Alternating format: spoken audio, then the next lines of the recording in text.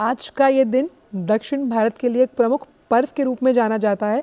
आप ये सीधी तस्वीरें देख रहे हैं जहाँ पर प्रधानमंत्री केंद्रीय मंत्री एल मुरुगन के घर पहुँचे हैं पोंगल के इस पावन अवसर पर।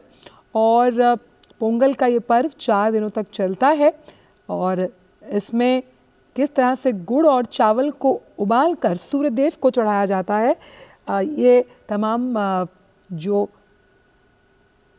जिस तरह से पद्धतियाँ हम देख पा रहे हैं, कैसे 4 दिनों में जब पोंगल को मनाया जाता है तो उसमें एक खास दिन पर जो गायें होती हैं उनकी पूजा अर्चना की जाती है, क्योंकि इन गायों की वजह से ही जो किसान हैं, जिन्हें राष्ट्र का अन्नदाता कहा जाता है, वो खेती किसानी करने में उनकी मददगार होती हैं और उनकी खेवनहार होती हैं। किस तरह से देखिए जो गौ माता है उनका पूजा अर्चन या यूँ कहें कि धन्यवाद देने की एक बहुत ही खूबसूरत अलौकिक प्रक्रिया मानी जाती है पोंगल के इस अवसर पर। तो इस पर्व पर वर्षा, धूप या फिर हम यूँ कहें कि कृषि से संबंधित जो तमाम अहम कारक हैं जिससे फसल, जिसको हम हमारी थाली तक पहुंचाने के लिए किसान बहुत मेहनत करता है, ये उस मेहनत को मनाने का पर्व है। और किस तरह से आप देख रहे हैं कि गुड़ में चावल को उबालकर जिस तरह से सूर्य भगवान को चढ़ाया जाता है, इस प्रसाद को ही असल में अगर हम कम शब्दों में सही मायने आर्थिक स्वरूप दें तो उसे पोंगल कहा जाता है। तो इस वर्ष भी प्रधानमंत्री हम देख रहे हैं कि फसलों की कटाई से जुड़े इस उत्सव पोंगल को मनाने के लिए केंद्रीय मंत्री एल मुरुगन के घर पहुंचे हैं और गौ माता को यहाँ पर उनको धन्यवाद दिया जा रहा है, क्योंकि किसान के लिए गौ माता का बहुत अहम महत्व होता है, ख़ास तौर पर जब फसलों की जुताई की जाती है।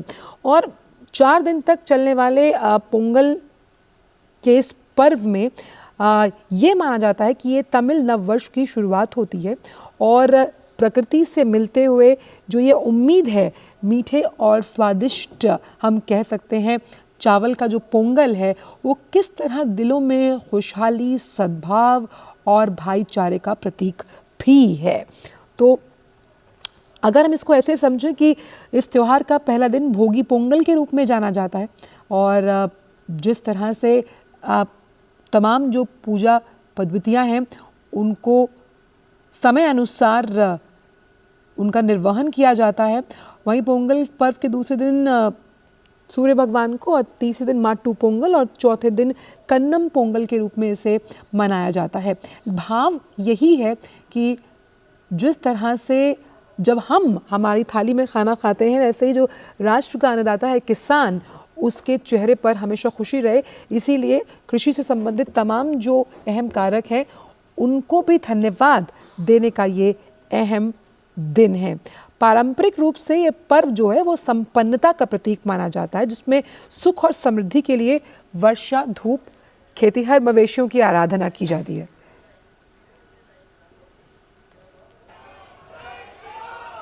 और आइए आपको सीधे लिए चलते हैं, प्रधानमंत्री इस वक्त पोंगल पर संबोधन दे रहे हैं, आइए सुनते हैं।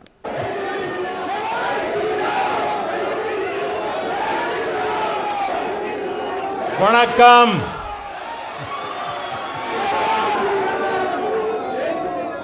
आप सभी को पोंगल के पर्व की अनेक अनेक शुभकामनाएं।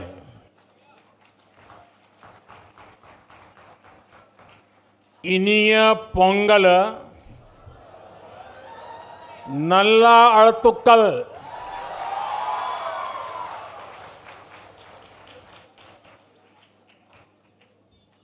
पोंगल के पवित्र दिन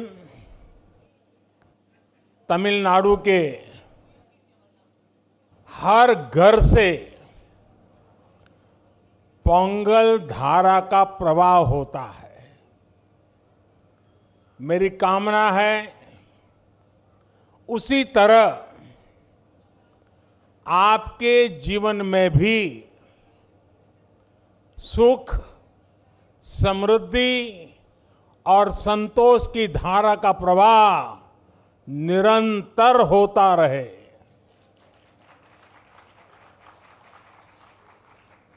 कल ही देश ने लोहड़ी का पर्व धूमधाम से मनाया है। कुछ लोग आज मकर संक्रमण उत्तरायण मना रहे हैं, कुछ लोग शायद कल मनाएंगे। माघ बिहू भी बस आने ही वाला है। मैं इन सभी पर्वों की सभी देशवासियों को बहुत बहुत बधाई देता हूं, शुभकामनाएं देता हूं। साथियों, यहां मुझे मेरे कई परिचित चेहरे नजर आ रहे हैं। पिछले साल भी हम सब तमिल पुथांडु के अवसर पर यहां मिल चुके हैं। मैं मुरुगन जी को धन्यवाद देता हूं कि उन्होंने मुझे इस अद्भुत आयोजन का हिस्सा बनने का अवसर दिया। ये ऐसा है जैसे मैं अपने परिवार और दोस्तों के साथ कोई उत्सव मना रहा हूं। साथियों, संत तिरुवल्लुवर ने कहा है, तल्ला विलयुलुम तक्कारुम तालिवल्ला चेवरुम सेवर्द नाडु, यानी अच्छी फसल, पढ़े लिखे व्यक्ति और ईमानदार व्यापारी, ये तीनों मिलकर राष्ट्र निर्माण करते हैं। तिरुवल्लुवर जी ने पॉलिटिशियन का उल्लेख नहीं किया है। ये हम सबको संदेश है। पोंगल पर्व में ताजी फसल को भगवान के चरणों में समर्पित करने की परंपरा है। इस पूरी उत्सव परंपरा के केंद्र में हमारे अन्नदाता, हमारे किसान है। और वैसे भी भारत का हर त्योहार किसी न किसी रूप में गांव से, किसानी से, फसल से जुड़ा हुआ होता है। मुझे याद है, पिछली बार हमने इस बारे में भी चर्चा की थी कि कैसे हमारे मिलेट्स या श्री अन्न तमिल संस्कृति से जुड़े हुए हैं। मुझे खुशी है कि सुपर फूड को लेकर देश में और दुनिया में एक नई जागृति आई है। हमारे बहुत सारे नौजवान मिलेट्स, श्री अन्न को लेकर नए स्टार्टअप शुरू कर रहे हैं और ये स्टार्टअप्स आज बहुत पॉपुलर हो रहे हैं। श्री अन्न के उत्पादन से हमारे देश के 3 करोड़ से अधिक छोटे किसान जुड़े हुए हैं। हम श्री अन्न को प्रमोट करते हैं तो सीधे सीधे ये 3 करोड़ किसानों का भला होता है। साथियों, पोंगल के अवसर पर तमिल महिलाएं अपने घर के बाहर कोलम बनाती है। सबसे पहले वो आटे का इस्तेमाल करके जमीन पर कई डॉट्स बनाती है और एक बार जब सारे डॉट्स बन जाते हैं तो हर एक का एक अलग महत्व होता है। ये तस्वीर ही मन लुभाने वाली होती है, लेकिन कोलम का असली रूप तब और वैभवशाली हो जाता है जब ये सभी डॉट्स मिला दिए जाते हैं और बड़ी कलाकृति बनाकर इसमें रंग भरा जाता है।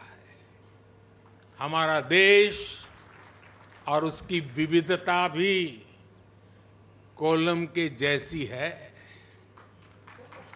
जब देश का कोना कोना एक दूसरे से भावात्मक रूप से जुड़ता है तो हमारी शक्ति एक अलग रूप दिखाती है। पोंगल का पर्व भी एक ऐसा ही पर्व है जो एक भारत श्रेष्ठ भारत की राष्ट्र भावना को दर्शाता है। बीते समय में काशी तमिल संगमम और सौराष्ट्र तमिल संगमम अत्यंत महत्वपूर्ण परंपरा शुरू हुई है और उसमें भी ये भाव प्रकट होता है, ये भावना दिखती है। इन सभी आयोजनों में बहुत बड़ी संख्या में हमारे तमिल भाई बहन उत्साह से हिस्सा लेते हैं। साथियों, एकता की यही भावना 2047 तक विकसित भारत के निर्माण की सबसे बड़ी शक्ति है, सबसे बड़ी पूंजी है। आपको याद होगा, लाल किले से मैंने जिस पंच प्राण का आह्वान किया है उसका प्रमुख तत्व देश की एकता को ऊर्जा देना है, देश की एकता को मजबूत करना है। पोंगल के इस पावन पर्व पर हमें देश की एकता को सशक्त करने का संकल्प दोहराना है। साथियों, आज यहां मुझे बताया गया बहुत से कलाकार और जाने-माने कलाकार, गणमान्य कलाकार अपनी प्रस्तुति के लिए तैयार है। आप सब भी इंतजार करते होंगे, मैं भी इंतजार करता हूं। ये सभी कलाकार राजधानी दिल्ली में तमिलनाडु को जीवंत बनाने वाले हैं।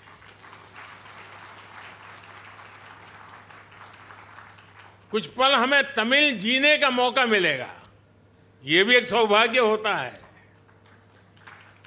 मेरे इन सभी कलाकारों भी अनेक अनेक शुभकामनाएं हैं। मैं फिर एक बार मुरुगन जी का धन्यवाद करता हूं। वणक्कम।